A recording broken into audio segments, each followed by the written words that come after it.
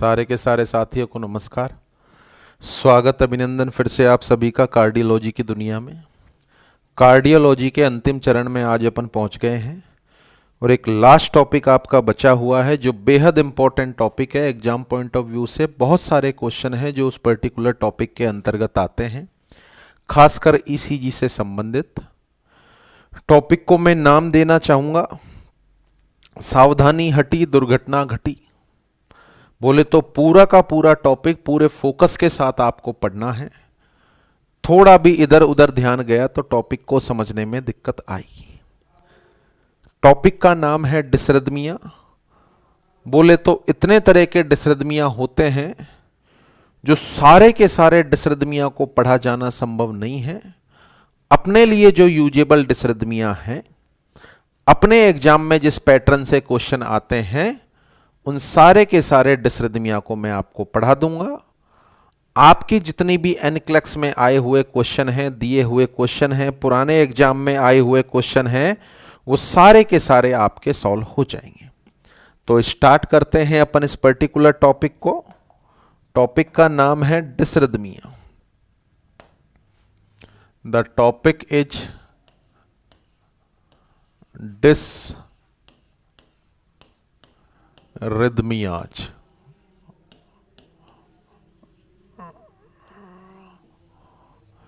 The topic is dysrhythmia. इसको rhythm में disturbance बोलते हैं, तो so that's why it is also known as arrhythmia.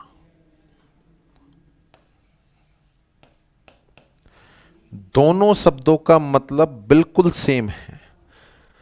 डिसरिदमिया आए या एरिदमिया आए, बोथ आर सेम।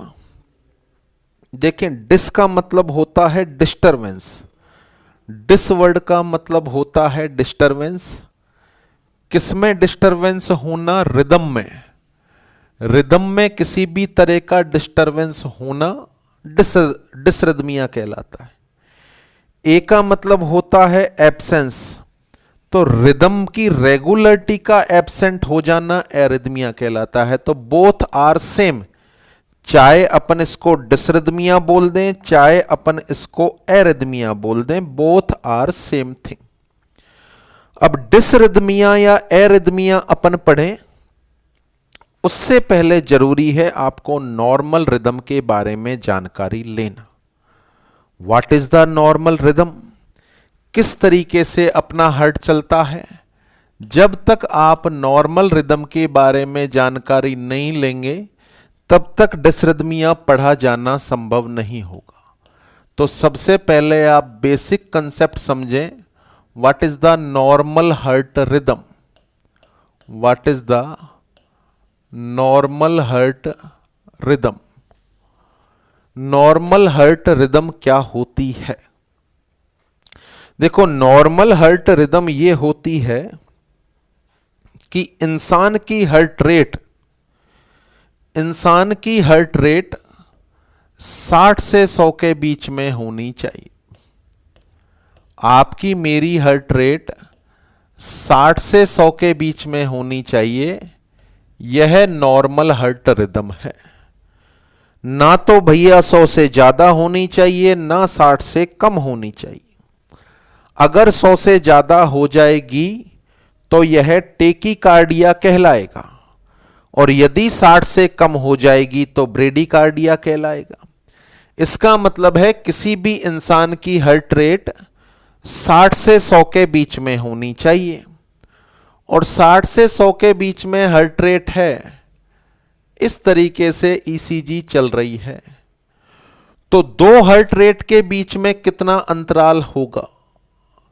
देखें, ये आर और आर, इनके बीच के इंटरवल को बोलते हैं आर आर इंटरवल। दो हार्ट रेट के बीच का अंतराल यह कहलाता है आर आर इंटरवल। तो दूसरी हार्ट रेट पहली हार्ट रेट के कितनी देर बाद आ रही है? नॉर्मली यदि इंसान की हार्ट रेट 72 है, तो एक हार्ट रेट से नेक्स्ट हार्ट रेट आने में कितना समय लगता है? 60/72 यानी एक हार्ट रेट की ड्यूरेशन होती है 0.8 सेकेंड, जिसको अपन बोलते हैं कार्डियक साइकिल। कब है ये? जब हार्ट रेट 72 है। अगर हार्ट रेट 60 है तो 60/60, आंसर आएगा 1 सेकेंड।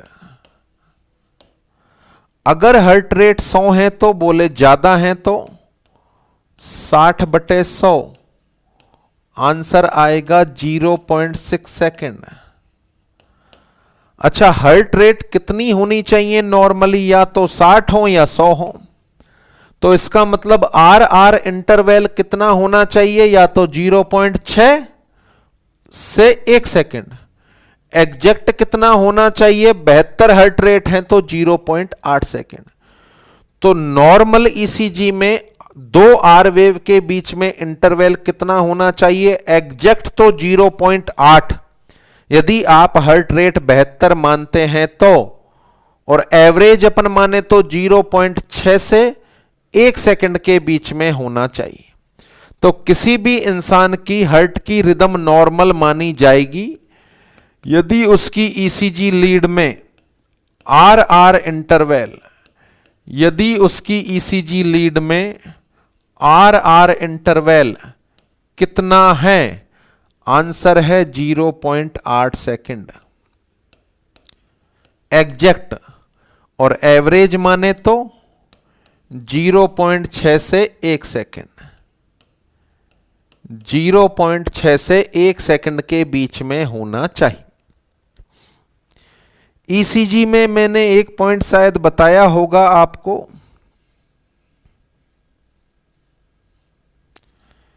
कि जहां से पी वेव स्टार्ट होती है, इसका मतलब इंपल्स ऐसे नोड ने जनरेट करना स्टार्ट कर दिया, और फिर इंपल्स एवी नोड में गए, फिर बंडल ऑफ हिज और फिर पुरकिंजे फाइबर में गए और दोनों वेंट्रिकल में फैल गए।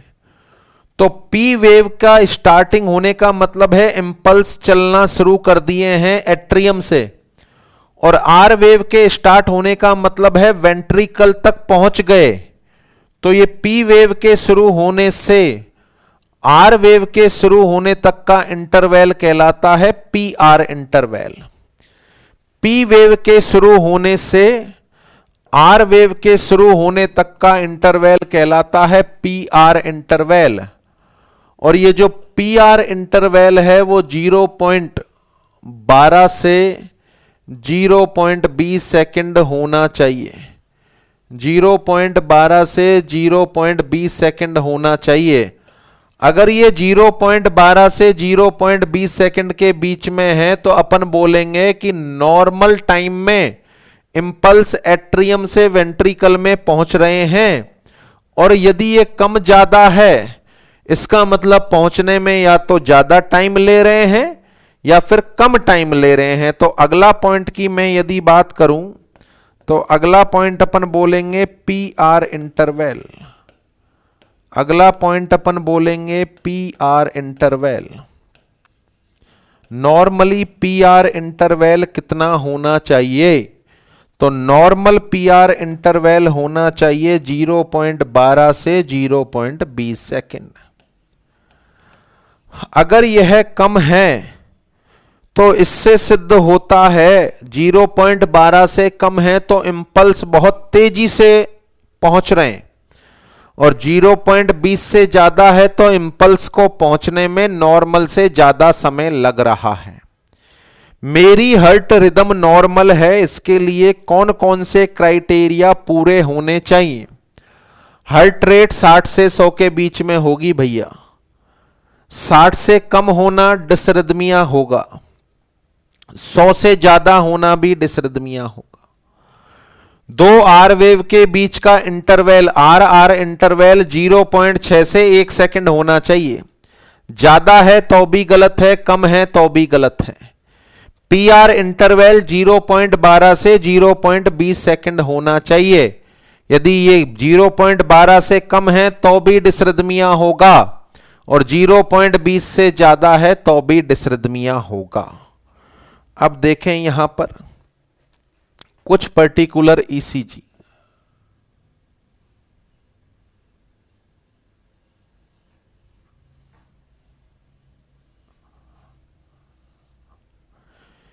ये पहली ईसीजी है, क्या इसको आप नॉर्मल ईसीजी में काउंट करेंगे?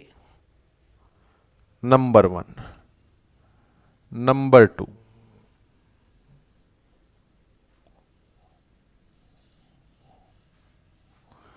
क्या इस ईसीजी को नॉर्मल में काउंट करोगे?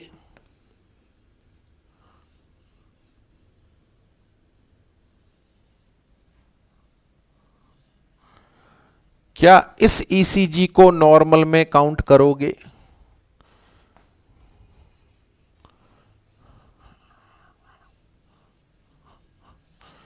क्या इस ईसीजी को नॉर्मल में काउंट करोगे?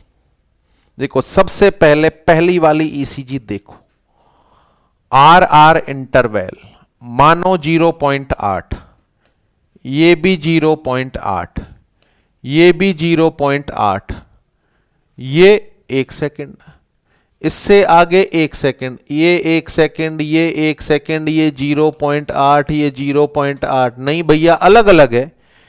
पीआर इंटरवल तो समानुपात में चलना चाहिए, that is the dysrhythmia. R R interval में गड़बड़ आ गई, दैट इज द डिसरिदमिया। ये ईसीजी, इसका आर आर इंटरवल 0.4 है, 0.4, 0.4, 0.4, 0.4। अरे नहीं, 0.6 से 1 सेकंड होना चाहिए, ये तो कम है, दैट इज द डिसरिदमिया। यहां आर आर इंटरवल एक में अलग है, दूसरे में अलग है, दैट इज द डिसरिदमिया। यहां देखो, P Q R S T, P Q R S T, what is this? Extra P wave, extra P wave, that is the normal rhythm? नहीं, that is the dysrhythmia. Extra P wave देखने को मिल रही है, केवल extra P wave, डिसरिदमिया। आगे देखो, P Q R S T, P Q R S नहीं है, P Q R S T, Q R S missing है, क्यू आर एस मिसिंग है। क्या ये ईसीजी नॉर्मल ईसीजी होगी? नहीं, दैट इज द डिसरिदमिया। क्या समझे आप इससे? हार्ट रेट का 100 से ज्यादा या 60 से कम होना, डिसरिदमिया। पीआर इंटरवल का कम ज्यादा होना, डिसरिदमिया। आर आर इंटरवल का 0.6 से कम और 1 सेकंड से ज्यादा होना, डिसरिदमिया। एक्स्ट्रा वेव का मिलना, डिसरिदमिया। किसी वेव का मिस हो जाना, डिसरिदमिया। इन सभी में आप देख रहे हैं रिदम में किसी न किसी तरह का डिस्टरबेंस है। तो हार्ट की रिदम में किसी भी तरह का डिस्टरबेंस होना डिसरिदमिया कहलाता है। Whenever there is any disturbance to the heart rhythm, the condition is considered as dysrhythmia. तो सबसे पहले तो आप सारे साथी समझ गए what is the normal heart rhythm.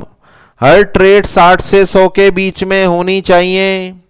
Are R interval 0.6 से 1 सेकंड के बीच में होना चाहिए, कम ज्यादा हुआ तो डिसरिदमिया बोल देंगे।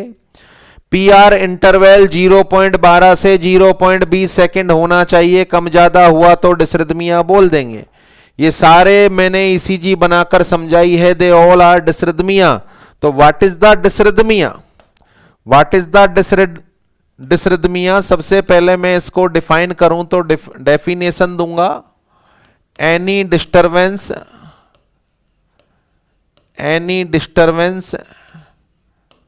in heart rhythm, any disturbance in heart rhythm is known as dysrhythmia। कौन कौन सा disturbance? Disturbance number 1, heart rate का 60 से कम हो जाना।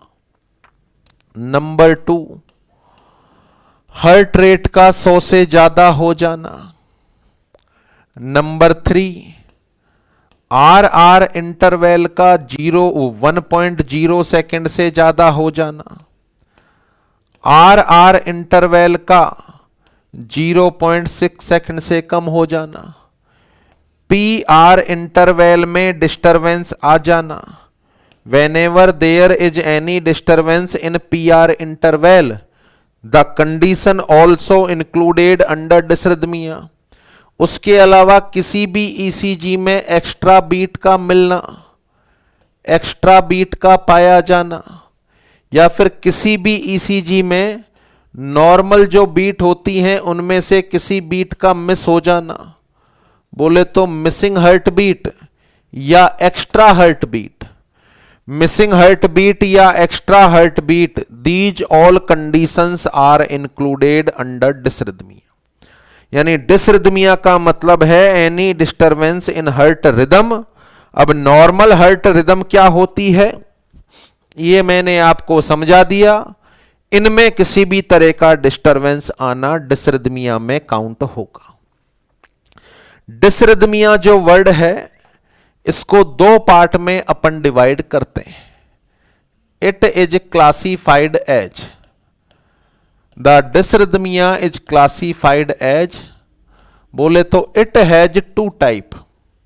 Number 1 normotropic dysrhythmia, number 1 normotropic dysrhythmia. देखें, नॉर्मोट्रोपिक डिसरिथमिया का मतलब होता है कि डिसरिथमिया इंसान में मौजूद है बट संचालित करने वाली स्ट्रक्चर अभी भी ऐसे नोड है, बोले तो ऐसे नोड पेसमेकर का काम कर रहा है, ऐसे नोड पेसमेकर का काम कर रहा है। तो ऐसा डिसरिथमिया जिसमें ऐसे नोड एज ए पेसमेकर काम करता है, दैट इज द नॉर्मोट्रोपिक डिसरिथमिया। अगर ऐसे नोड के अलावा और कोई स्ट्रक्चर, ऐसे नोड के अलावा और कोई स्ट्रक्चर इंपल्स जनरेट करती है या हार्ट को चलाती है, उस कंडीशन को नाम देते हैं एक्टोपिक डिसरिथमिया। उस कंडीशन को नाम देते हैं एक्टोपिक डिसरिथमिया। एक्टोपिक डिसरिथमिया का मतलब, एक्टोपिक डिसरिथमिया का मतलब वह स्ट्रक्चर जो ऐसे नोड से अलग है, अगर हार्ट के लिए इंपल्स पैदा कर रही है तो उस डिसरिथमिया को एक्टोपिक डिसरिथमिया बोलेंगे। यानी नॉर्मोट्रोपिक डिसरिथमिया में मैं बोलूंगा the SA node is work as a pacemaker, यहां पर ऐसे नोड पेसमेकर का काम करेगा। एक्टोपिक डिसरिथमिया को बोलूंगा ऐसे नोड के अलावा कोई स्ट्रक्चर हार्ट को चलाने का काम करेगी। तो यहां तो मैं बोलूंगा ऐसे नोड इज ए पेसमेकर, और यहां मैं बोलूंगा ऐसे node is not A pacemaker. अब आप इसका कंसेप्ट समझे। जैसे अपनी इंडियन क्रिकेट टीम, इसमें सबसे कीमती आदमी होता है कप्तान, सारे मैचों को यही जिताता है, या अपन बोले सबसे अहम भूमिका कैप्टन की होती है, सबसे अहम भूमिका कैप्टन की होती है। नंबर 1। नंबर 2 अपन बात करें, कैप्टन के साथ साथ बाकी के खिलाड़ी भी अहम होते हैं, बाकी जितने भी प्लेयर हैं वो भी अहम होते हैं, इनका भी मैच जिताने में रोल होता है। तीसरा, खेल के मैदान के बाहर होते हैं दर्शक। जब अपनी क्रिकेट टीम खेलती है तो दर्शक उत्साहवर्धन करते हैं और खिलाड़ी परफॉर्म करते हैं या कभी कभार दबाव में भी आ जाते हैं। तो देखो, मेरा यहां क्वेश्चन है, अपनी इंडियन क्रिकेट टीम को मैच जीतना है तो सबसे शानदार कप्तान की परफॉर्मेंस होनी चाहिए, फील्डिंग में भी, बैटिंग बॉलिंग में, मैनेजमेंट में। उसके बाद बाकी खिलाड़ियों की, कप्तान कभी डिसमिस हो जाए तो बाकी खिलाड़ी भी लोड ले सकते हैं और कुछ कंपनसेट कर सकते हैं। बाकी दर्शक क्या मैच जिता सकते हैं? आप और मैं टीवी पर मैच देखते हैं तो खूब आवाजें आती हैं अपन को, दर्शक खूब आवाजें करते हैं, परंतु दर्शक मैच नहीं जिता सकते। हां, दर्शक हौसला अफजाई कर सकते हैं, दर्शक मैच कभी भी नहीं जिता सकते। इसको यदि अपन हर्ट से जोड़ें, समझने का प्रयास करें, तो अपने हर्ट के अंदर जो कप्तान है वो तो है एसए नोड, जो कप्तान है वो तो है एसए नोड, बाकी जो एवी नोड है वो प्लेयर है, बंडल ऑफ हिज है वो प्लेयर है, और पुरकिंजे फाइबर हैं वो प्लेयर है। यानी अपने हर्ट को चलाएगा तो कौन? कप्तान, बोले तो एसए नोड।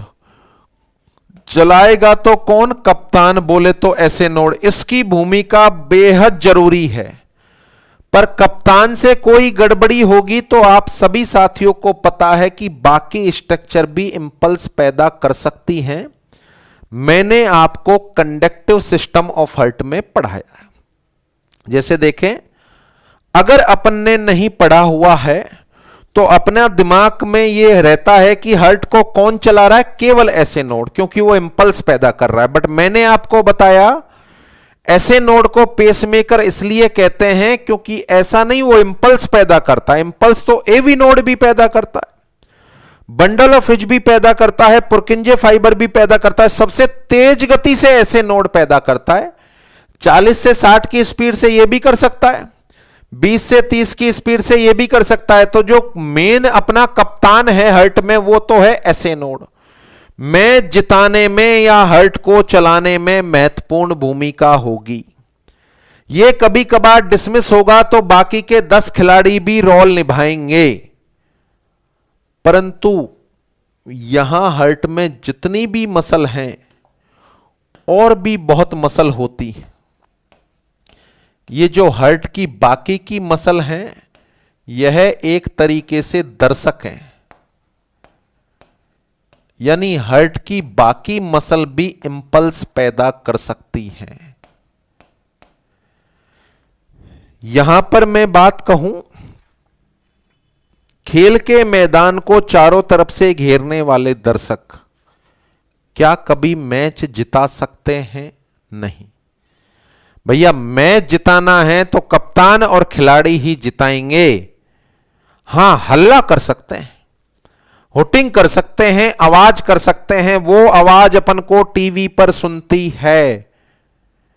सेम इसी तरीके से देखो, अभी तक बिल्कुल नहीं पढ़ा हुआ था अपन ने, तो पहला पॉइंट मैंने आपको बताया कि ऐसे नोड के अलावा भी इंपल्स पैदा करने वाली स्ट्रक्चर अपने हर्ट में, AV node, bundle of His, Purkinje fibre. अब मैं और ज्यादा एडवांस बता रहा हूं कि हर मसल इंपल्स पैदा कर सकती है, परंतु ये बाकी की मसल से पैदा होने वाले इंपल्स से क्या हर्ट चल सकता है? नहीं।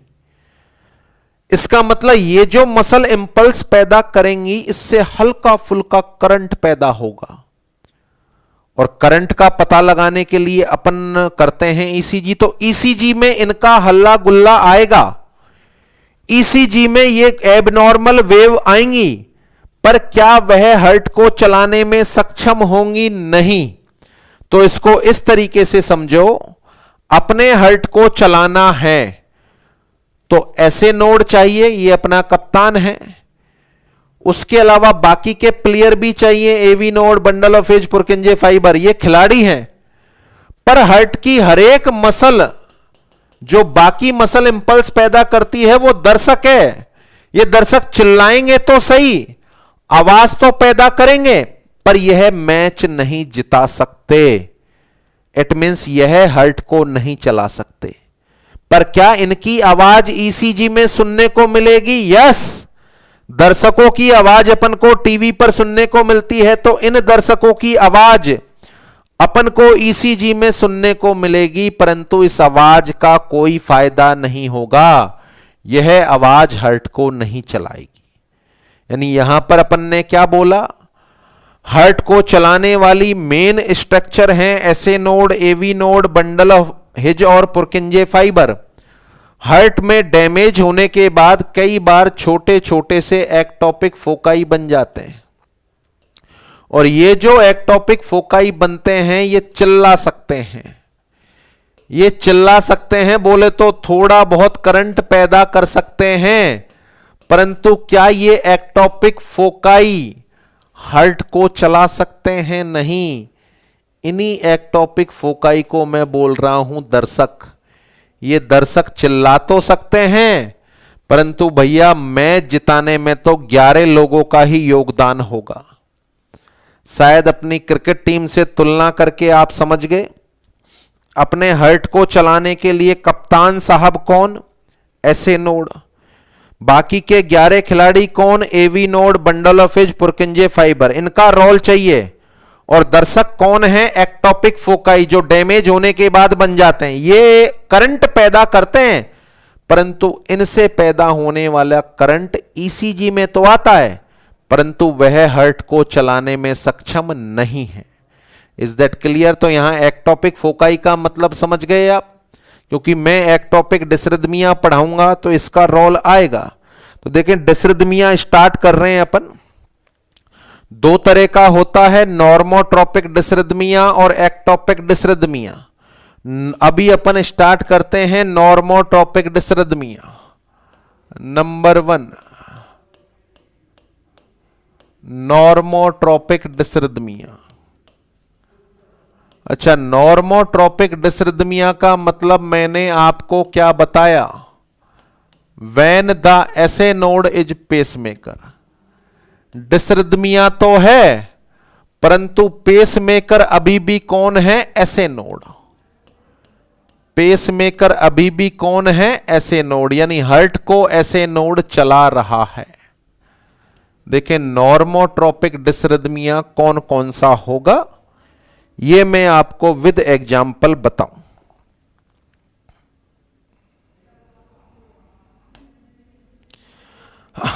अगर आप या मैं एक्सरसाइज कर रहे हैं और अपनी हार्ट रेट 124 चल रही है, आप और मैं एक्सरसाइज कर रहे हैं और अपनी हार्ट रेट 124 चल रही है, then what is this? It is dysrhythmia और नॉट? हम मन से तो कह रहे हैं कि सर एक्सरसाइज करना भी डिसरिथमिया होगा। यस, बंधे हुए हैं अपन नियमों में। 100 से ज्यादा होना डिसरिथमिया, 60 से कम होना डिसरिथमिया। डिसरिथमिया है, यह डिसरिथमिया है। अगर आप ऊंचाई वाले स्थानों पर चले गए, हाई एटीट्यूड पर चले गए और वहां आपकी हार्ट रेट 104 हो गई, क्योंकि वहां ऑक्सीजन का सैचुरेशन कम है, देन व्हाट इज दिस? 104 होना डिसरिथमिया है।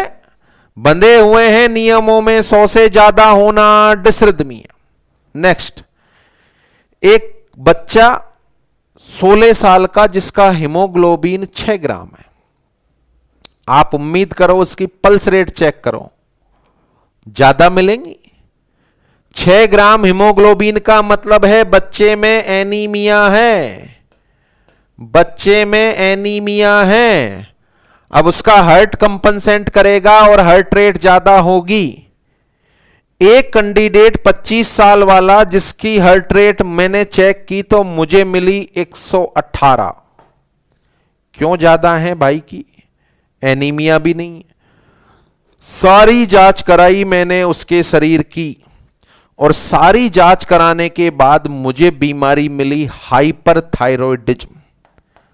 सारी जांच कराने के बाद मुझे बीमारी मिली हाइपरथायरॉयडिज्म। अब आप खुद बताओ, क्या इसको डिसरिथमिया बोलें? यस, 100 से ज्यादा होना डिसरिथमिया होगा। आपके सामने जितनी भी कंडीशन लिखी हुई है बोर्ड पर, सभी में इंसान की हार्ट रेट 100 से ज्यादा जा रही है और 100 से ज्यादा होना डिसरिथमिया कहलाता है। अच्छा, 100 से ज्यादा होना डिसरिथमिया है, पर कौन सा डिसरिथमिया बोलें? टेकीकार्डिया। कौन सा डिसरिथमिया बोलें? आंसर है टेकीकार्डिया। कौन कर रहा है जी टेकीकार्डिया? जब बॉडी में ऑक्सीजन का जरूरत ज्यादा है तो ब्रेन हार्ट को स्टिमुलस दे रहा है, ब्रेन कह रहा है हार्ट से जल्दी जल्दी काम करो, ऐसे नोड को इंपल्स भेज रहा है, तो ऐसे नोड ही बढ़ा रहा है हार्ट रेट। ऐसे नोड की वजह से हार्ट रेट बढ़ रही है, इसलिए इसको नाम देंगे साइनस टेकीकार्डिया। पहले तरह का डिसरिथमिया नॉर्मोट्रोपिक डिसरिथमिया, जिसका नाम है साइनस टेकीकार्डिया। अब साइनस टेकीकार्डिया में इधर जो दोनों कंडीशन लिखी हैं वो आपके दिमाग में वहम डाल रही हैं कि सर ये भी बीमारी है क्या? नहीं, मैंने कब कहा कि ये बीमारी है? नहीं है, बट डिसरिथमिया तो है। यह जो डिसरिथमिया है इसको मैं नाम दूंगा फिजियोलॉजिकल डिसरिथमिया। इसको नाम देना पड़ेगा physiological sinus tachycardia. It is the physiological sinus tachycardia. और उधर जो दोनों लिखे हुए हैं ये बीमारी की वजह से हो रहा है, ये बीमारी की वजह से हो रहा है, इस वजह से इसको नाम देना पड़ेगा पैथोलॉजिकल साइनस टेकीकार्डिया। इसको नाम देना पड़ेगा पैथोलॉजिकल साइनस टेकीकार्डिया।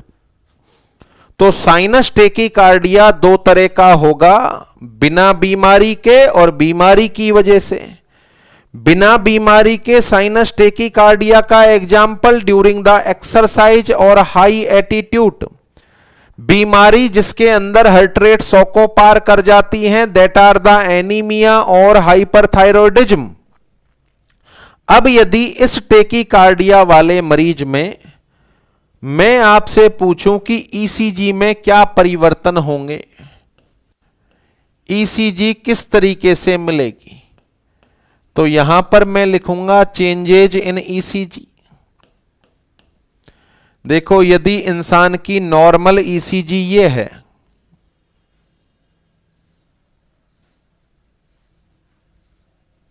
ये नॉर्मल ईसीजी है, तो टेकीकार्डिया होने पर ईसीजी क्या मिलेगी? शायद आप समझ पा रहे हैं कि टेकीकार्डिया होने पर ये वाली ईसीजी मिलेगी। हार्ट रेट बढ़ गई तो दो आर वेव के बीच का अंतराल बताओ क्या हो जाएगा? कम हो जाएगा। ये नॉर्मल ईसीजी है, यहां आर आर इंटरवल 0.6 से कम हो गया, तो साइनस टेकीकार्डिया में ईसीजी में क्या परिवर्तन देखने को मिलता है? Decrease R R interval. Answer है decrease R R interval. For example के लिए इंसान की हार्ट रेट 120 है, अब आर आर इंटरवल निकालो 60/120, आंसर आया 0.5। अपन ने पढ़ा है किससे किसके बीच में होना चाहिए? 0.6 से 1 सेकंड के बीच में होना चाहिए, तो वो उसको फॉलो नहीं कर रहा, it means that is the डिसरिथमिया। Sinus tachycardia वाले मरीज की ईसीजी में क्या परिवर्तन देखने को मिलेगा? आंसर है आर आर इंटरवल कम हो जाएगा। अगला पॉइंट अपन को ध्यान देना है, क्या इसका इलाज किया जाए? क्या इसका इलाज किया जाए? तो सबसे पहले गौर करो कौन कौन सी कंडीशन में हो रहा है। एक्सरसाइज तो हमेशा थोड़ी करता रहेगा यार, 1 घंटे कर ली फिर एक्सरसाइज बंद, heart rate normal. High attitude हमेशा थोड़ी रहेगा, अच्छा रहेगा भी तो 10-15 दिन में आरबीसी के नंबर बढ़ जाएंगे, और आरबीसी के नंबर बढ़े तो कंपनसेंट हो जाएगा, ज्यादा एरिथ्रोपोइटिन निकलेगा, कंपनसेशन हो जाएगा, तो इसका तो इलाज की जरूरत है ही नहीं। इधर देखो 6 ग्राम हीमोग्लोबिन बता रहा हूं, 15 ग्राम तक पहुंचा दो ना, अपने आप सही हो जाएगा। हाइपरथायरॉयडिज्म में दवाई चालू कर दो, हार्ट रेट नॉर्मल हो जाएगी थायराइड के नॉर्मल होते ही। इसका मतलब साइनस टेकीकार्डिया का इलाज कराने की आवश्यकता नहीं, जो कॉज है उसको सही कर दो, जो कॉज है उसको सही कर दो। तो what is the management of sinus tachycardia? Answer है depend upon cause. Sinus tachycardia का क्या इलाज होगा? यह कॉज पर डिपेंड करेगा। फिर भी यदि किसी इंसान की हार्ट रेट ज्यादा है और आप उसको कम करना चाहते हो तो इनमें से कोई दवाई दे सकते हैं।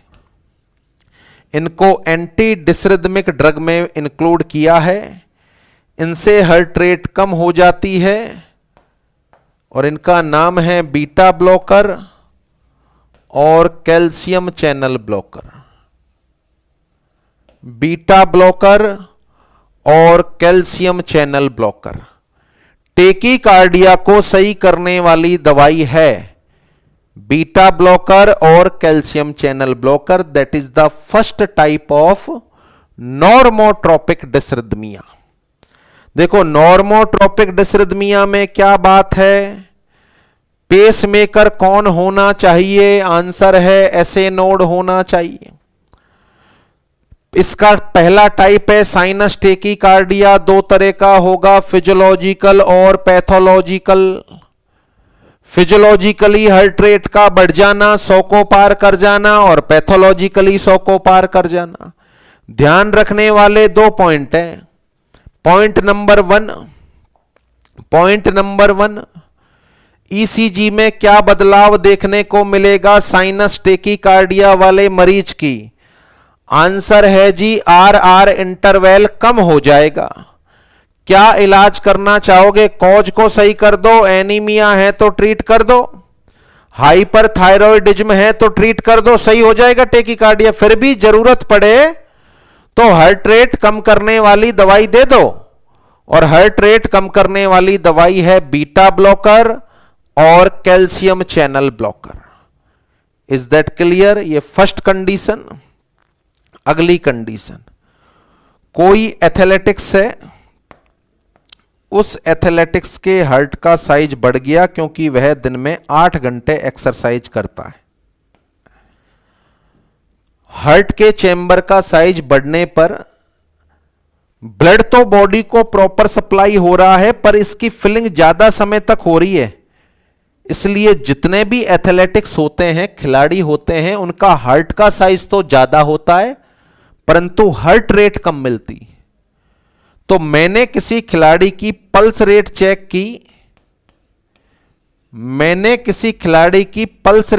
की, और वो मुझे 58 मिली। खासकर सोने के बाद, नॉर्मल अवस्था में तो 64 मिली और सोने के बाद 58 मिली।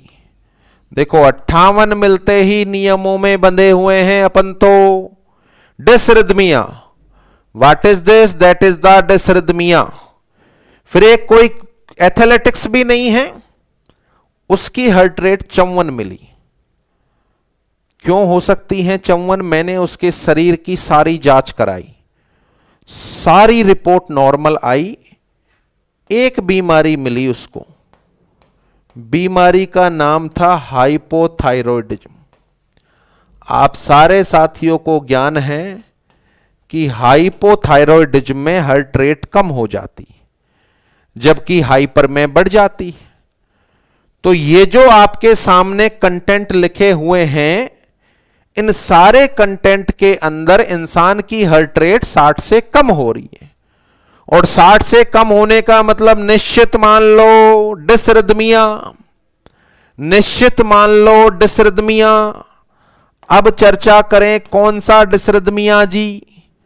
तो हार्ट रेट का 60 से कम होना, इसको नाम देंगे अपन ब्रेडीकार्डिया।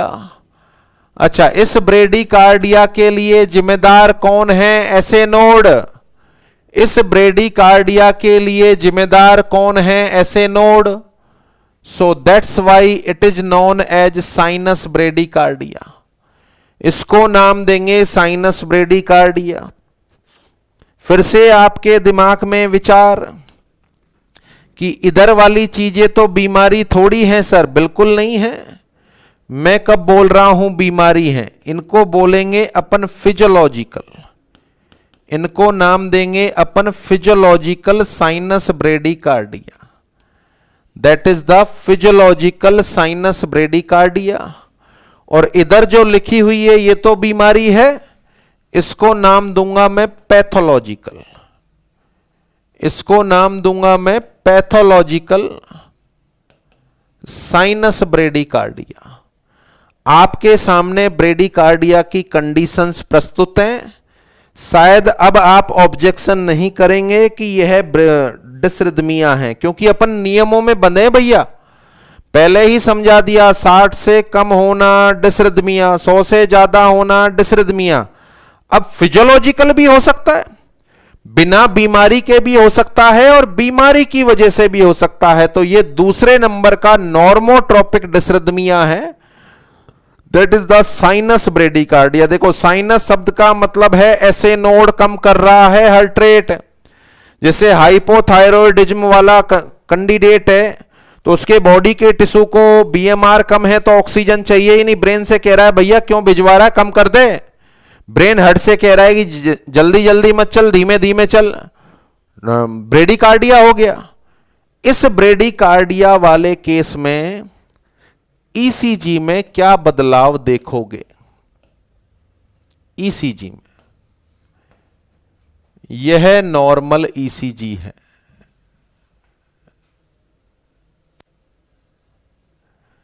It is the normal ECG, जहां पर आर इंटरवल 0.8 सेकेंड है। अब ब्रेडिकार्डिया वाले मरीज की ईसीजी देखो, आर इंटरवल आ रहा है 1.2 सेकेंड। इसका मतलब हार्ट रेट कम हुई, हार्ट रेट कम हुई तो आर इंटरवल बढ़ गया। फॉर एग्जाम्पल के लिए इंसान की हार्ट रेट हो गई 4, तो आंसर निकालो 60/4 40।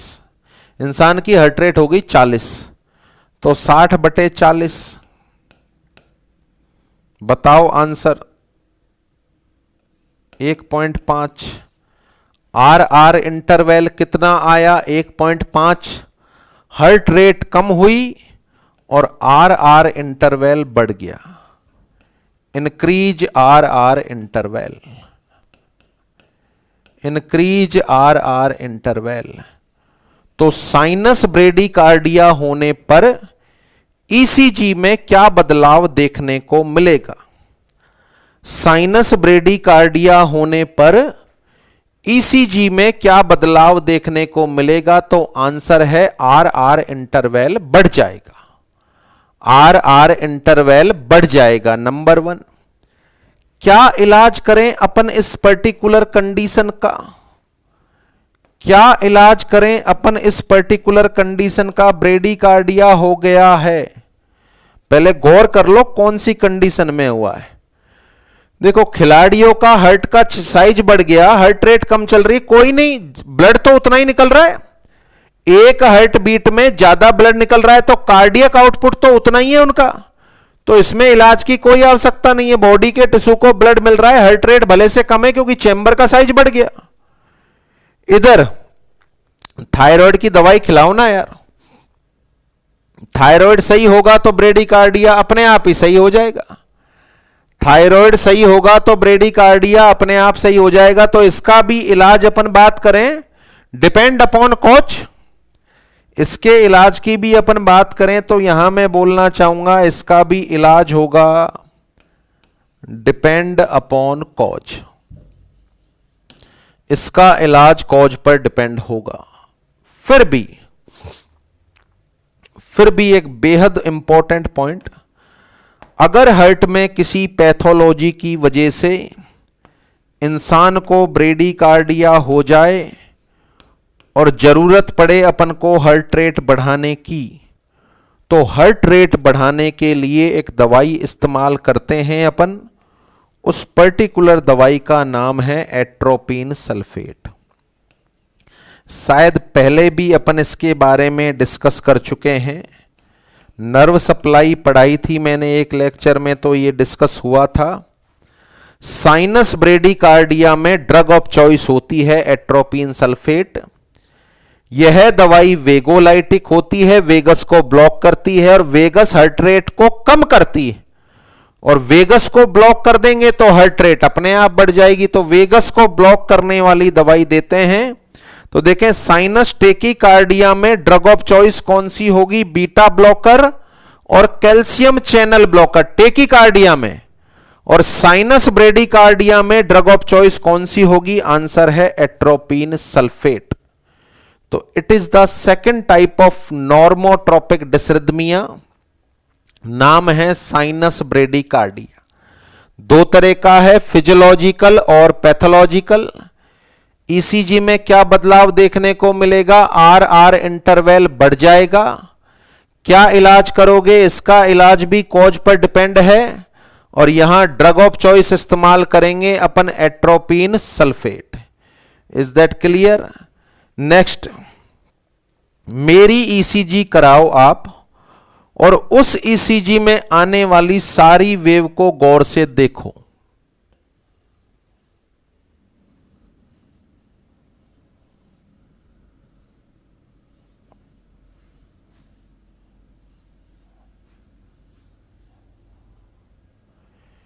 ये वेव मिली, क्या यह नॉर्मल ईसीजी है? तो आप साथी आंसर दे रहे हैं नहीं। देखिए, फिर एनालिसिस किया तो ये जो वेव आई हैं 4, ये तब आई हैं जब मैंने सांस अंदर ली थी। ये आर वेव तब आई हैं जब मैंने सांस अंदर ली थी, ड्यूरिंग द इंस्पिरेशन। और ये जो वेव आई हैं 3, ये तब आई हैं जब मैंने सांस बाहर छोड़ी थी। इसका मतलब ड्यूरिंग द एक्सपिरेशन।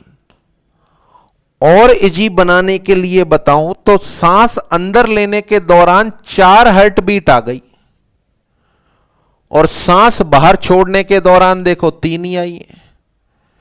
सांस अंदर लिया, हार्ट बीट 4 आई, तो आर आर इंटरवल कम है, टेकीकार्डिया, और सांस बाहर छोड़ा तो आर आर इंटरवल ज्यादा है। ऐसा कैसे हुआ? सबसे पहले तो समझे, और ये एक नॉर्मल इंसान की ईसीजी में आता है, इसलिए मैं एग्जाम्पल से बता रहा हूं। मैंने मेरी ईसीजी कराई तो ये मिला। क्यों मिला समझो। जब आप सांस अंदर लेते हो, ये अपना डायफ्राम है,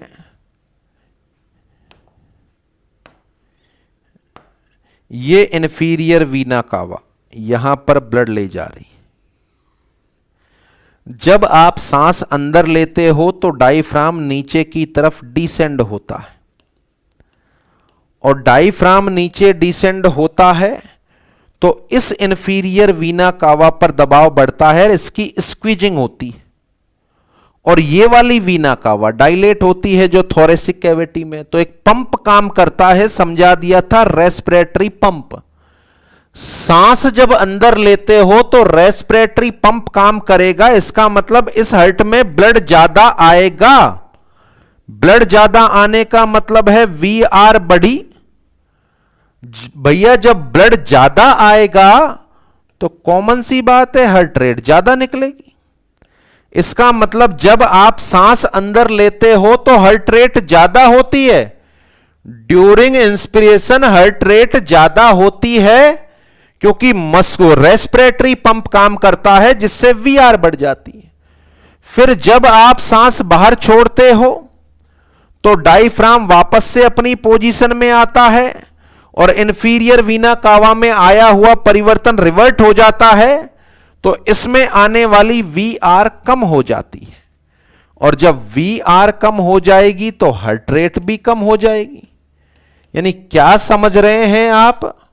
ये समझ रहे हैं कि अंदर सांस लेते हो तो हार्ट रेट बढ़ती है और सांस बाहर छोड़ते हो तो हार्ट रेट कम होती है। अब एक नॉर्मल इंसान तो सांस लेगा ही लेगा, इसका मतलब उसकी ईसीजी में यह परिवर्तन आना नॉर्मल है।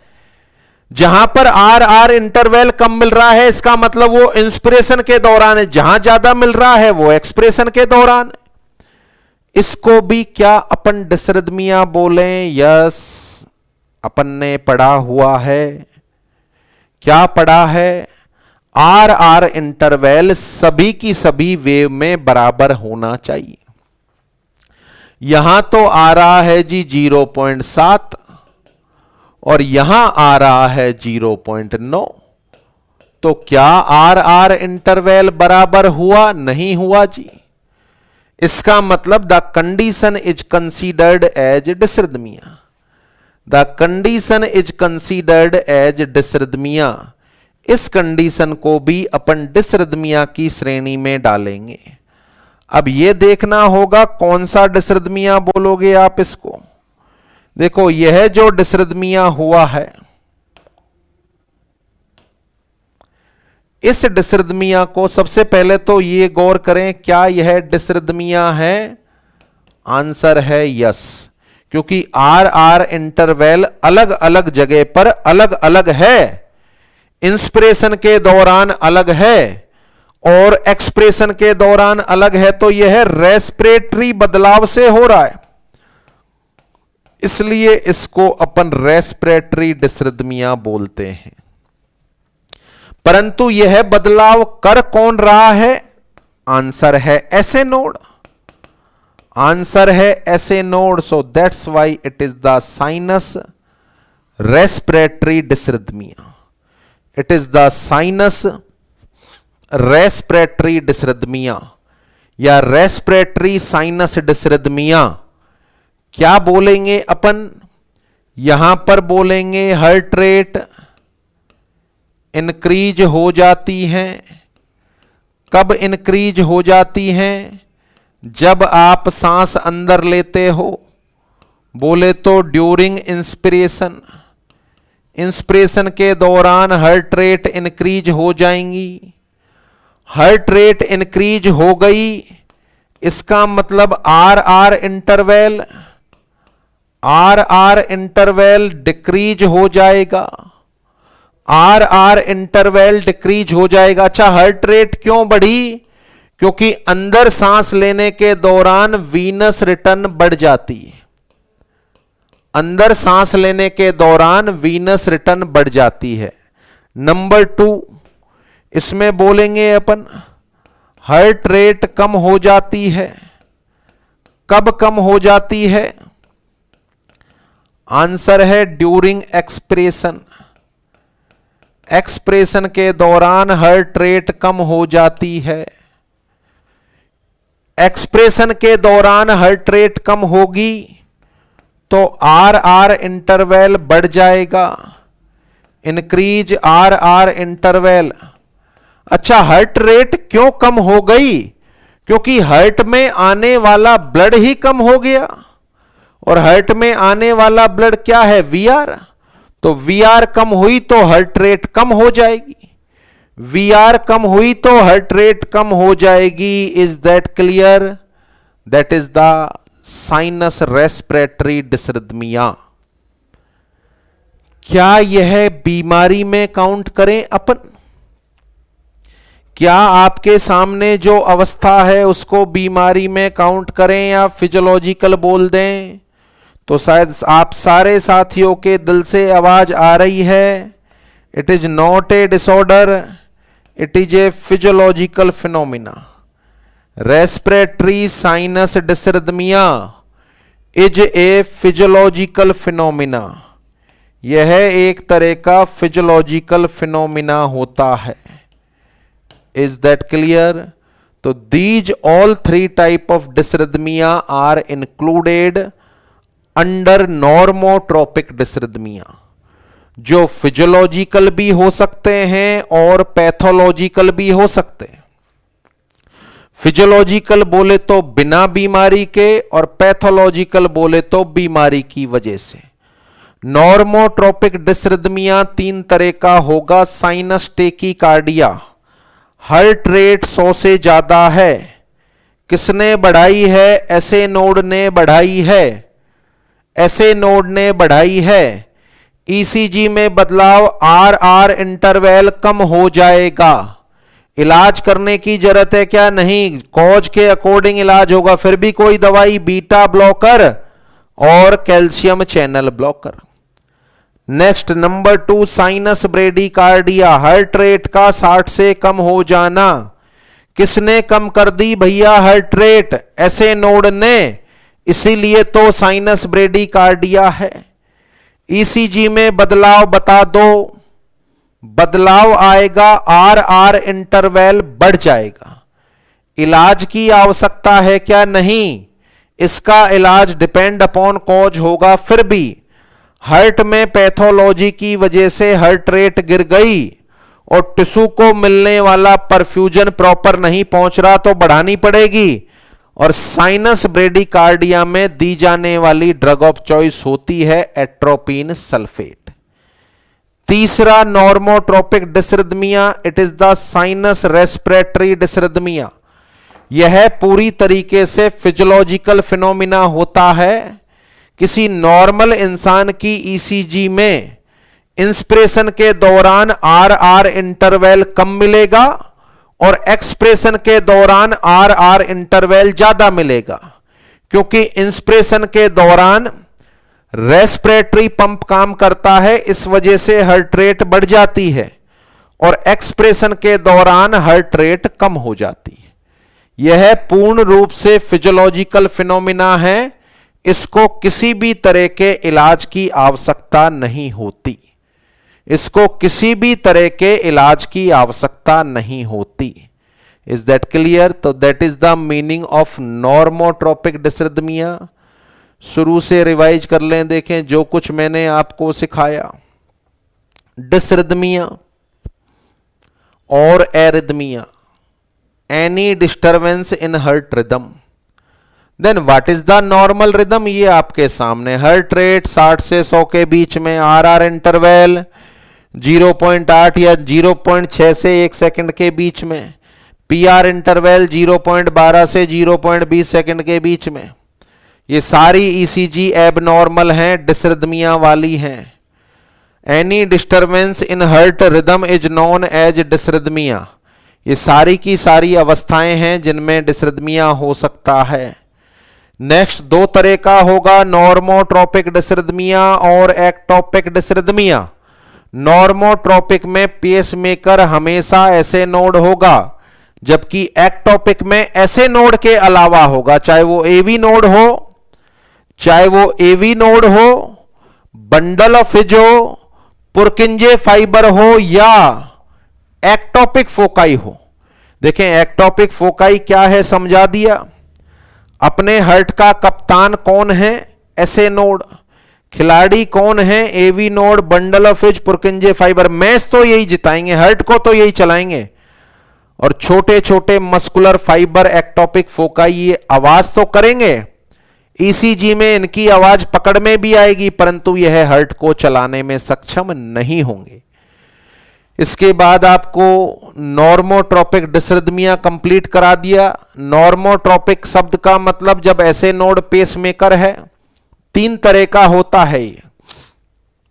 सबसे पहले साइनस टेकीकार्डिया, इसका मतलब है इंसान की हार्ट रेट 100 से ज्यादा है। दो तरह का होगा, फिजियोलॉजिकल, पैथोलॉजिकल। सारी कंडीशन में हार्ट रेट बढ़ रही है, एग्जाम्पल आपको समझ में आ रहा है। ईसीजी में क्या बदलाव आएगा? आर आर इंटरवल कम हो जाएगा क्योंकि हार्ट रेट बढ़ रही है। क्या इलाज करें? The management of sinus tachycardia depend upon cause. दवाई देनी है तो हार्ट रेट कम करने वाली दवाइयों में बीटा ब्लॉकर और कैल्शियम चैनल ब्लॉकर आप दे सकते हैं। इसके अलावा साइनस ब्रेडिकार्डिया, इसका मतलब है इंसान की हार्ट रेट 60 से कम हो गई। यह भी दो तरह का होगा, फिजियोलॉजिकल और पैथोलॉजिकल। जैसे एथलेटिक्स में सोने के बाद हार्ट रेट 60 से कम और हाइपोथायरॉयडिज्म में कम। क्या बदलाव आएगा ईसीजी में? आर आर इंटरवल बढ़ जाएगा। क्या इलाज करना चाहोगे? इसका इलाज कॉज पर डिपेंड होगा। ड्रग ऑफ चॉइस कौन सी देंगे यदि हार्ट रेट कम हो जाए? आंसर है एट्रोपिन सल्फेट। आंसर है atropine sulphate. Next, sinus respiratory डिसरिथमिया, it is A complete physiological phenomena. Inspiration के दौरान हार्ट रेट बढ़ जाती है क्योंकि ज्यादा ब्लड आता है, और एक्सप्रेशन के दौरान इंसान की हार्ट रेट कम हो जाती है। तो it is the end of normotropic dysrhythmia. Come on to the next number 2, जिसका नाम है एक्टोपिक डिसरिथमिया। नंबर 2, जिसका नाम है एक्टोपिक डिसरिथमिया। देखें, एक्टोपिक डिसरिथमिया का मतलब when the essay node is not the pacemaker, when the essay node is not the pacemaker. कोई हर्ट में एक्टोपिक फोकाई बन गया होगा जो पेसमेकर का काम कर रहा है। इसका मीनिंग होगा SA node is not act as a pacemaker. SA node pacemaker का काम नहीं कर रहा है। ऐसे नोड पेसमेकर का काम नहीं कर रहा है। It is considered as ectopic dysrhythmia. अब यहां एक्टोपिक डिसरिथमिया में ऐसे नोड के अलावा कोई स्ट्रक्चर है जो पेसमेकर का काम कर रही है। अब देखें, इसको एग्जाम्पल से मैं बताऊं। इंसान की एज है 54 ईयर। इस इंसान को दिल का दौरा आया है, मायोकार्डियल इन्फाक्शन हुआ है। यह रात को 11 बजे भर्ती हुआ है अस्पताल में और इसके हार्ट में डैमेज हो गया है। एट्रियम में डैमेज हो गया या वेंट्रिकल में डैमेज हो गया। इन्फाक्शन का मतलब है डैमेज हुआ है। अच्छा, डैमेज होने का मतलब है हार्ट में छोटे छोटे एक्टोपिक फोकाई बन गए हैं, दर्शक आ गए हैं एक्टिवनेस के साथ, और ये दर्शक चिल्लाएंगे। ये दर्शक चिल्लाएंगे, चिल्लाने की आवाज अपन को ईसीजी के अंदर नोट डाउन होगी। तो दर्शक कहां चिल्लाएंगे या एक्टोपिक फोकाई कहां बने हैं? ऊपर वाले चैम्बर में भी बन सकते हैं और नीचे वाले चैम्बर में भी बन सकते हैं। तो ऊपर वाले चैम्बर में भी कोई पैथोलॉजी हो सकती है, डैमेज हुआ है तो, या फिर नीचे वाले चैम्बर में हो सकती है। तो यूं माने आप ड्यूटी कर रहे हैं, आपकी मॉर्निंग ड्यूटी है। इंसान की हार्ट रेट ये चल रही थी जब सुबह आपने 8 बजे चार्ज लिया। ये इंसान की हार्ट रेट चल रही थी नॉर्मल रिदम। आपने सुबह चार्ज लिया, हार्ट रेट नॉर्मल, जो दवाई लिखी हुई थी अपन ने लगा दी। अब लगाने के बाद आप दोपहर में 11 बजे या 10 बजे आपका फिर से चाय पीने का समय हुआ। आप चाय पी रहे हैं और चाय पीते पीते आपकी निगाह इस मरीज की ईसीजी पर पड़ी और इस मरीज की ईसीजी इस तरीके से आपको मिली।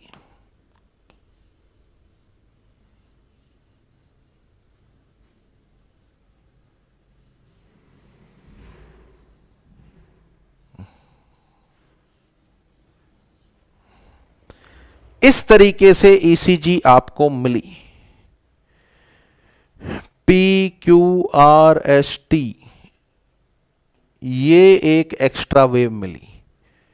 PQRST, PQRST पूरी ईसीजी में, 1 मिनट की ईसीजी में आपको 4 से 5 इस तरह की एक्स्ट्रा वेव मिल रही है। सबसे पहले तो दिमाग लगाएं कि ये एक्स्ट्रा वेव क्यों मिल रही है। अच्छा, सबसे पहली बात, पी वेव मिल रही है एक्स्ट्रा। इसका मतलब ये तो समझ पा रहे हैं कि गड़बड़ी एट्रियम में। पी वेव मिलने का मतलब है गड़बड़ी एट्रियम में है। एट्रियम में कोई एक्टोपिक फोकाई बन गया दर्शक, और ये दर्शक चिल्ला रहा है। तो एक मैच्योर कॉन्ट्रैक्शन से पहले एट्रियम में कॉन्ट्रैक्शन हो रहा है। इससे हार्ट चल नहीं रहा है बट कॉन्ट्रैक्शन हो रहा है। इस पर्टिकुलर अवस्था को नाम देते हैं अपन PAC। इस अवस्था को नाम देते हैं PAC। PAC बोले तो प्रीमैच्योर एट्रियल कॉन्ट्रैक्शन। PAC बोले तो प्रीमैच्योर एट्रियल कॉन्ट्रैक्शन। किसकी वजह से आया होगा? ये इस दर्शक की वजह से आया होगा। कब आया ये दर्शक आवाज करने? जब दिल का दौरा पड़ा तो मसल में कुछ एबनॉर्मलिटी पैदा हो गई। क्या ये दर्शक मैच जिता देगा? नहीं। अब ये हार्ट में जो रिदम आ रही है एबनॉर्मल, क्या यहां ऐसे नोड है जो इस रिदम को फेंक रहा है? नहीं, अदर देन ऐसे नोड। और अदर देन ऐसे नोड को क्या बोले अपन? एक्टोपिक। इसको अपन बोलेंगे एक्टोपिक डिसरिथमिया। तो प्रीमेच्योर एट्रियल कॉन्ट्रैक्शन यदि होता है, प्रीमेच्योर एट्रियल कॉन्ट्रैक्शन यदि होता है तो ईसीजी में क्या परिवर्तन देखने को मिलेगा? अपना आंसर है एक्स्ट्रा पी वेव देखने को मिलेगी। एक्स्ट्रा पी वेव देखने को मिलेगी ईसीजी के अंतर्गत। नंबर 1। अगला पॉइंट, अब आपको क्या करना चाहिए? चाय पी रहे हैं आप, ऑप्शन ए चाय पीते रहो। ऑप्शन बी तुरंत फिजिशियन को इन्फॉर्म करो।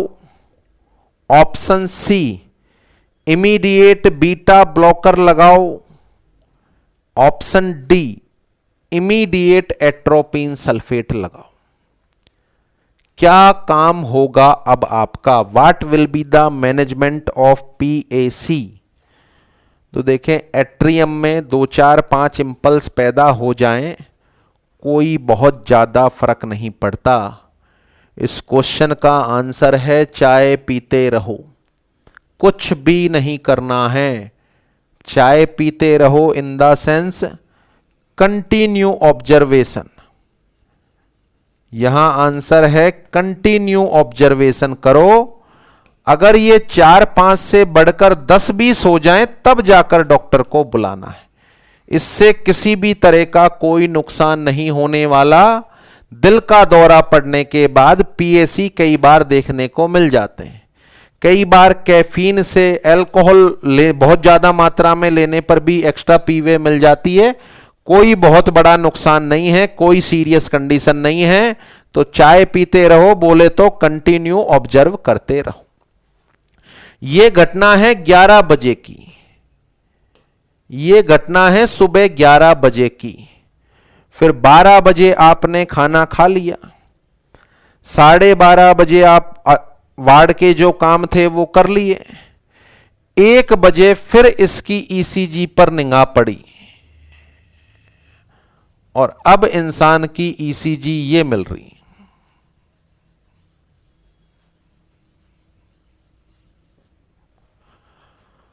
अब इंसान की ईसीजी ये मिल रही है। कितनी सारी पी वेव हैं और सारी इमेच्योर हैं। सबसे पहले तो चर्चा करें कि ये जो पी वेव मिली हैं उसका कारण है कि इस एट्रियम में बहुत सारे फोकाई बन गए। बहुत सारे फोकाई बन गए और ये पी वेव पैदा कर रहे हैं। बट एक सिंगल पी वेव से ही चल रहा होगा ये तो। वास्तविक इंपल्स तो एक है, बाकी तो दर्शक हैं। पी वेव को टोटल काउंट करो, देखो क्यूआरएस तो यहां पर आपको मिलेंगे 70-80 और पी वेव आपको मिलेंगी कम से कम 200 से 300। पी वेव आपको मिलेंगी 200 से 300। पी वेव 200 से 300 और क्यूआरएस 70-80। इसका मतलब नॉर्मल तो 70-80 है। हार्ट में नॉर्मल तो 70-80 है। ये एक्स्ट्रा पी वेव एट्रियम से आ रही है। ये जो वो पर्टिकुलर ईसीजी आपको दिख रही है इसमें टूथ शेप्ड पी वेव मिल रही है। टूथड शेप्ड पी वेव देखने को मिल रही है।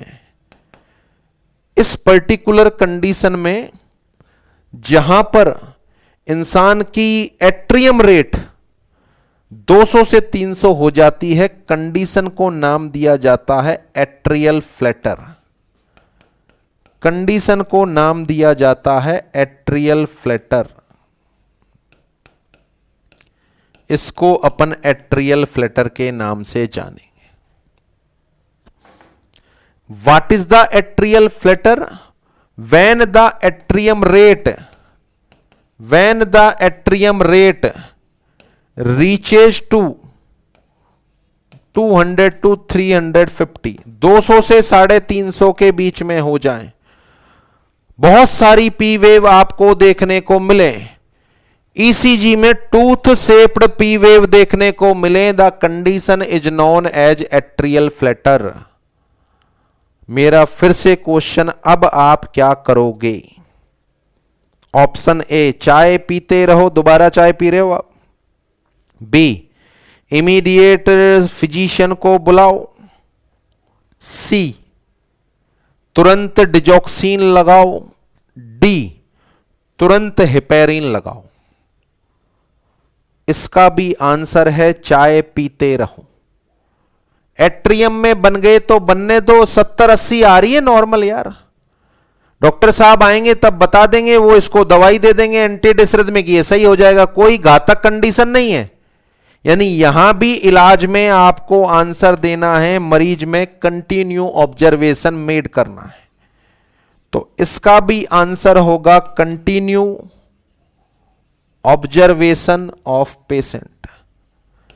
Continue observation of patient. I think दोनों के दोनों कंडीशन आपको समझ में आ रही हैं। देखें, टॉपिक पढ़ रहे हैं अपन एक्टोपिक डिसरिथमिया। जब ऐसे नोड एज ए पेसमेकर का काम नहीं करता, वह अवस्था एक्टोपिक डिसरिथमिया कहलाती है। 54 साल वाले इंसान जिसको दिल का दौरा आया, रात को 11 बजे भर्ती हुआ, अगले दिन ड्यूटी के दौरान उसकी ईसीजी में आपको एक्स्ट्रा पी वेव देखने को मिली। घबराओ मत, जब डॉक्टर साहब आए तो बता देना, बस उसको ऑब्जर्व करते रहो। इस अवस्था को क्या नाम देते हैं? एक मैच्योर कॉन्ट्रैक्शन से पहले प्री मैच्योर कॉन्ट्रैक्शन हो रहा है। कौन कर रहा होगा? दर्शक। एक्टोपिक फोकाई बन गया होगा, दिल का दौरा आने के बाद वो आवाज कर रहा है, हार्ट को नहीं चला रहा है, इस वजह से एक्स्ट्रा पी वेव अपन को देखने को मिल रही है। तो PAC pre mature atrial contraction की कंडीशन में एक्स्ट्रा पी वेव देखने को मिलती है। यहां पर किसी तरह के इलाज की आवश्यकता नहीं है, अपन मरीज को कंटिन्यू ऑब्जर्वेशन में रखें। नेक्स्ट कंडीशन, बहुत सारे दर्शक बन गए एट्रियम में, दिल का दौरा आने के बाद छोटे छोटे फोकाई बन गए और ये फोकाई चिल्ला रहे हैं, आवाज कर रहे हैं, इनकी आवाज अपन को ईसीजी में सुन रही है। इसलिए कम से कम पी वेव को काउंट किया मैंने 1 मिनट में तो 200 से 300 और क्यूआरएस 70 से 80। इसका मतलब नॉर्मल इंपल्स तो 70 से 80 हैं, बाकी तो सारे के सारे दर्शक हैं, एक्टोपिक फोकाई हैं और टूथ शेप्ड पी वेव अपन को देखने को मिल रही है। इस अवस्था को मैं अपन नाम दे रहे हैं एट्रियल फ्लैटर। ध्यान रहे, एट्रियल फ्लैटर में एट्रियम रेट 200 से 300 हो जाती है, not heart rate, not heart rate, केवल एट्रियम रेट 200 से 300 हो जाती है। टूथ शेप्ड पी वेव देखने को मिलती है। इसमें भी विशेष इलाज की आवश्यकता नहीं है, आप मरीज को कंटिन्यू ऑब्जर्वेशन में रखें। Is that clear? तो यहां पर शायद दोनों ये कंडीशन आपको समझ में आ गई। अभी बहुत सारी कंडीशन है, एट्रियम में भी होती हैं, वेंट्रिकल में भी होती हैं। वेंट्रिकल की कंडीशन ज्यादा खतरनाक होती है, तो सारी की सारी कंडीशन को इसी लेक्चर में पढ़ा जाना पॉसिबल नहीं है, बिकॉज टाइम हैज ओवर। बहुत देर से आप देख रहे हैं, इट मीन्स आपका सर दुखने लग गया होगा। ज्यादा लंबे समय तक कंटिन्यू देखें, टॉपिक में पहले ही बोल दिया था मैंने, सावधानी से देखना है। शायद पूरी सावधानी से देख रहे हैं तो टोटली समझ में आ रहा होगा। अब जो बचे हुए डिसरिथमिया और इनका इलाज है, ये अपन नेक्स्ट लेक्चर में पढ़ेंगे। आज के लेक्चर में मैंने आपको पढ़ाया डिसरिथमिया, नॉर्मल हार्ट रिदम क्या होती है, डिसरिथमिया क्या होता है, 2 तरह का होता है, नॉर्मोट्रोपिक और एक्टोपिक। नॉर्मोट्रोपिक बोले तो पेसमेकर कौन है? ऐसे नोड 3 तरह का, साइनस टेकीकार्डिया, साइनस ब्रेडिकार्डिया और साइनस रेस्पिरेटरी डिसरिथमिया। और एक्टोपिक में when the essay node is not the pacemaker. Example 2 आपको बता दिए, PAC pre mature atrial contraction और एट्रियल फ्लटर। ECG में दोनों में क्या बदलाव आएगा ये आपको बता दिया। PAC में एक्स्ट्रा P वेव देखने को मिलेगी और एट्रियल फ्लटर में टूथ शेप्ड P वेव देखने को मिलेगी। दोनों में विशेष घबराने वाली आवश्यकता नहीं है, बस मरीज को ऑब्जर्व करते रहो। डॉक्टर जब भी राउंड पे आए तो उसको बता दो, इमीडिएट इंटरवेंशन की आवश्यकता नहीं। बचा हुआ पोर्शन अपन नेक्स्ट लेक्चर से पढ़ना स्टार्ट करेंगे। तो आई थिंक टोटली आपको समझ में आ गया। कल फिर से मिलते हैं अपन। आज के अभी के लिए इतना ही। आप साथियों का बहुत बहुत धन्यवाद। Thanks to all.